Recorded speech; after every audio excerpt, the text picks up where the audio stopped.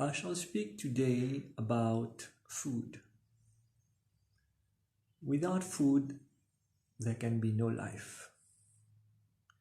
We eat food, we drink food so as to sustain our physical body and also to sustain our physical and mental activities.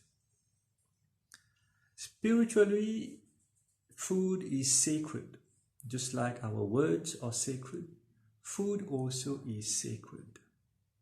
But very few of us will keep this in mind every day, every time they are eating or drinking something. Now, a very important piece of information for you is that the universe is divided into material planets, into spiritual planets, and into hell.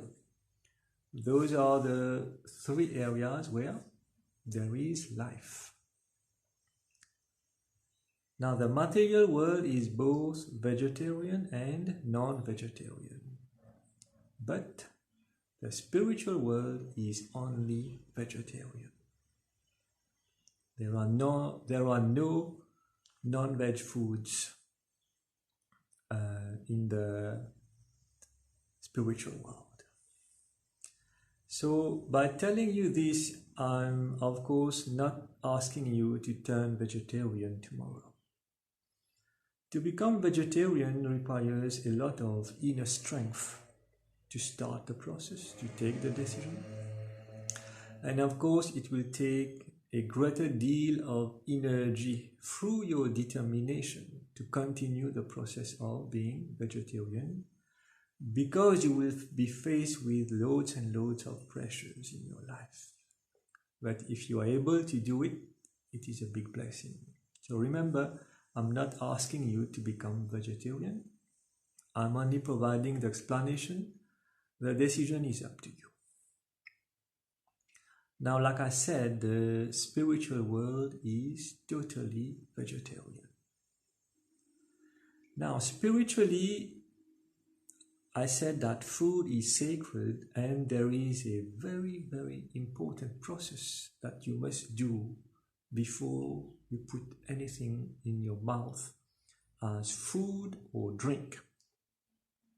And that little process, which takes only a few seconds, is to offer this food to the Almighty, to God, before you eat or drink it.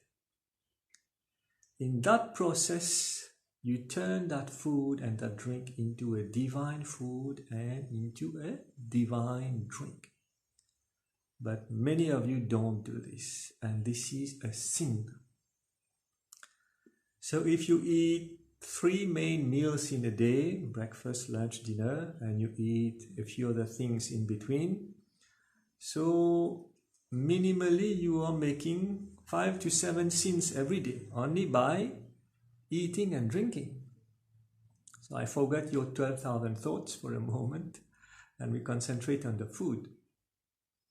So any food item you put into your mouth without offering it to the Lord and without thanking Him for that, you are only eating sin. And I am not the one who is telling you this. This is written in the scriptures. And I believe in it, and this is what I practiced for several years. Now, this is very interesting to understand. Imagine you are eating normal food, and imagine you are eating divine food.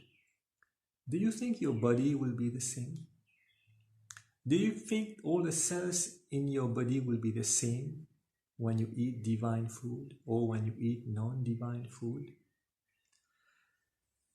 In the Hindu religion, we call divine food as prasadam. But we get to eat this only during a prayer. But you can create your own prasadam, your own divine food every day. I will give you the secret. All you have to do is say mentally or aloud to yourself, "Oh God, I thank you for this food that you have given me. This food is all yours, it is not mine. I offer it to you before I eat. Please bless it before I eat. Finished. 10 seconds. Every food, every drink you take, you must repeat these sentences which last only 10 seconds. Then the food becomes divine. Again, it is a question of belief. Either you believe or either you don't believe. And this world can be categorized into believers and non-believers. Now, how is food related to the path of personal growth? And I've just given you the key indication. Eating divine food every day by following this small process that I have given to you will ensure that your body is energized with divine food and drinks. And day after day, month after month, year after year, when you practice this relentlessly, you will make progress on the spiritual path. There is no doubt about it. At least for me. You can doubt. You can think about what I am telling you now, but this is written in the scriptures and I am only sharing it with you. It's not my piece of information. I am only transmitting it to you. The energy in a divine food offered to the Lord before eating and the energy of a food which you don't offer to the Lord are totally different. And this shall make the whole difference. So you see, this knowledge that I am telling you now is very, very important. The eating of food and also all the things you drink must be offered to God. Now, the complication will arise. I'm sure you're thinking about it now.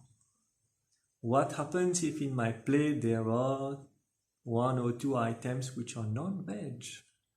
What happens if in my glass I have alcoholic drinks? Should I offer this to the Lord before I eat?